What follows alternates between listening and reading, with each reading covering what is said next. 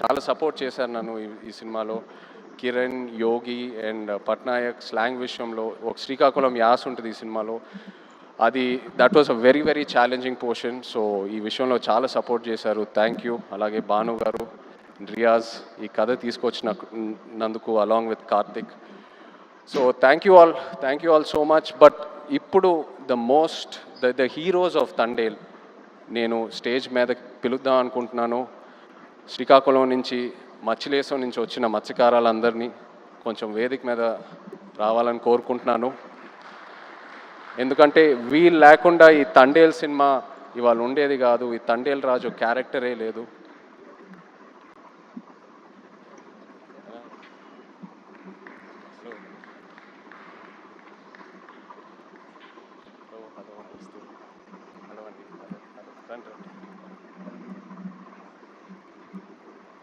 So Chandu నాకు first ఈ కథ ఒక ఐడియాగా చెప్పాడు. ఆబ్వియస్లీ బాగా ఎక్సైట్ అయ్యాను. ఒక యాక్టర్కి పల్లవి కమ్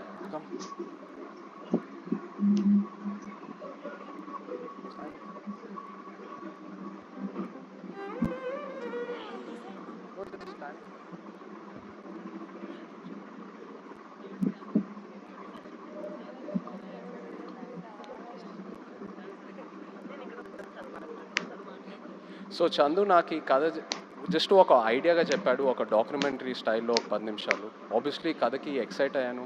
చేద్దాం చందు ఖచ్చితంగా. సో ఆ తర్వాత నన్ను మచ్చిలేశంకి తీసుకెళ్ళాడు. అక్కడ వీళ్ళందరినీ కలిశాను. వీళ్ళు ఎలా ఉంటారు, వీళ్ళ లైఫ్ ఏంటి, వాళ్ళ ఎక్స్పీరియన్సెస్ ఏంటి, వాళ్ళు ఫేస్ చేసిన ఛాలెంజెస్ ఏంటి, అక్కడ మట్టి వాసన ఏంటి, వాళ్ళు తినే తిండి ఏంటి, అన్నీ తెలుసుకొని అప్పుడు నాకు ఈ తండేల్ రాజు కథకి ఒక క్లారిటీ దొరికింది, ఒక ఐడియా వచ్చింది. వీళ్ళేంటంటే ఒక 8-9 నెలలు సముద్రంలోకి వెళ్తారు. ఏదో 2 రోజులు అలా యాట్ అయిన తర్వాత వాళ్ళ బోట్ డెక్ ఫుల్ అయిన తర్వాత మళ్ళీ పోర్టుకు వచ్చి వాళ్ళు పట్టుకున్న ఫిష్ ఏదైతే ఉందో అది ఇచ్చి వాళ్ళ బోట్లకి ఏదైతే కావాలో అవి రీఛార్జ్ చేసుకొని వాళ్ళకి కావాల్సిన ఫుడ్, డీజిల్ అవన్నీ తీసుకొని మళ్ళీ బయలుదేరుతారు.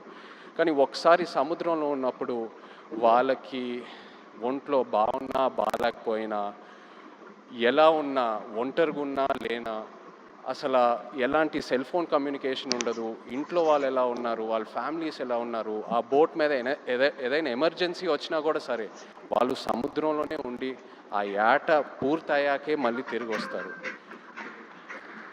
అండ్ ఏంటంటే నేను అక్కడ ఉన్నప్పుడు అడిగాను, మీరు ఒకసారి పాకిస్తాన్లోకి వెళ్ళి ఒక సంవత్సరం పైన అక్కడ ఉండి జైల్లో ఉండి ఎన్నో కష్టాలు చూసి ఎన్నో ఛాలెంజెస్ చూసి బయటికి వచ్చారు కదా, మళ్ళీ ఎందుకు వెళ్తున్నారు యాటకి, వేరే ఏదైనా పని చేసుకోవచ్చు కదా అంటే, లేదు మాకు అదే వచ్చు, మాకు ఆ సముద్రం తప్పితే వేరే ఏది తెలీదు, ఏ కష్టం వచ్చినా సరే మేము చూసుకుంటాము. అండ్ ఇది నాకు డైరెక్ట్గానే కాదు, ఆడవాళ్ళ ముందు చెప్పారు. అండ్ వాళ్ళ మొహంలో ఒక భయం కనిపించింది. కానీ ఆ భయం వెనకాల ఎంతో ఒక ఫియర్లెస్ అనే ఒక క్వాలిటీ కనిపించింది.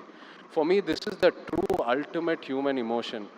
అంటే ఆల్మోస్ట్ ఒక స్పిరిచువాలిటీ, ఒక తపస్లా అనొచ్చు. So these are my real life heroes. వీళ్ళ లేకుండా ఈ తండేల్ సినిమా ఉండేదే కాదు. Thank you so much. మీరు ఎంతో నన్ను ఇన్స్పైర్ చేశారు, మీరు ఎంతో నన్ను మూవ్ చేశారు. ఈ తండేల్ రాజు క్యారెక్టర్లోనే కాదు, but also as a human being. మిమ్మల్ని చూశాక ఎంతో నేర్చుకున్నాను. అండ్ ఎంతోమంది అంటూ ఉంటారు ఒక 1.5-2 years ఈ సినిమాలో ట్రావెల్ అవుతూనే ఉన్నానని. బట్ ఇంకో 10 సంవత్సరాలు కూడా వీళ్ళ నుంచి నేను నేర్చుకునే స్టోరీస్, వీళ్ళ నుంచి నేను ఏదైతే ఇన్స్పైర్ అయ్యానో చెప్పాలనుకుంటే చెప్తానే ఉంటాను ఇంకో 10 years కూడా. Thank you so much. ఏదో కొంచెం ట్రై చేసాం తండేల్ సినిమాలో మీ కథలన్నీ బయటికి జనాల్లోకి వెళ్ళాలని, ఇన్స్పైర్ చేద్దామని.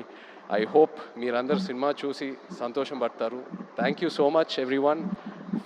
ఫెబ్ 7th థియేటర్స్లో తుల్లగొట్టేద్దాం అంతే. Thank you. అన్న విత్ యువర్ పర్మిషన్ ఒక మాట చెప్పి ముగిస్తే బాగుంటుంది అనిపిస్తుంది.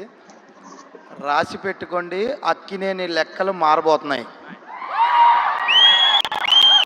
Thank you writer Karthik.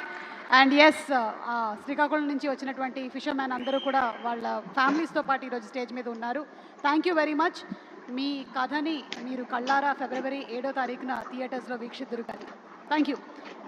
And Naga Chaitanya గారిని, సాయి పల్లవి గారిని వేదిక మీదే ఉండవలసిందిగా రిక్వెస్ట్ చేస్తున్నాము. మిమ్మల్ని requesting all to please be seated. దయచేసి కూర్చోవలసింది.